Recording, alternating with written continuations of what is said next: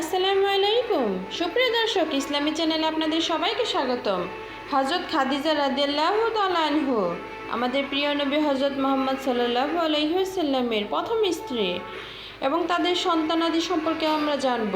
বন্ধুরা, শুরুতেই বলছি ভিডিওটিতে লাইক দিয়ে চ্যানেলটি সাবস্ক্রাইব করে সম্পূর্ণ ভিডিওটি দেখতে থাকুন। কি সুন্দর নাম, খাদিজা বললে ভালো লাগে না? প্রথম নারী যিনি কালেমা পড়ে ইসলাম গ্রহণ করেছেন আমাদের আম্মা জান। 25 বছর বিশ্বনবীর সাথে সংসার করেছেন, 3 বছর বিশ্বনবীর সাথে জেল খেটেছেন। স্ত্রী পাওয়া ভাগ্যের ব্যাপার, যে স্ত্রী তার স্বামীর সাথে জেলখানায় জীবনযাপন করেছে।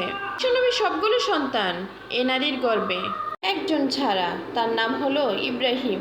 আমরা সকলেই জানি হজরত ফাতিমা রাদিয়াল্লাহু তাআলা আনহা এবং তার মায়ের নাম হজরত খাদিজা রাদিয়াল্লাহু তাআলা আনহা। হজরত ফাতিমা রাদিয়াল্লাহু তাআলা আনহা বিশ্বনবীর কন্যা এবং হজরত খাদিজা রাদিয়াল্লাহু তাআলা আনহা বিশ্বনবীর স্ত্রী, এবং প্রত্যেকটি সন্তানই হজরত খাদিজা রাদিয়াল্লাহু তাআলা আনহুর গর্ভ থেকে এসেছে। ফাতেমা, রুকাইয়া, উম্মে কুলসুম, জয়নব এই 4 জনের মাই হলেন খাদিজা। আবার বিশ্বনবীর অন্য 2 ছেলেও এসেছে খাদিজা রাদিয়াল্লাহু তাআলা আনহার গর্ভ থেকে। বরকত বেশি না কম?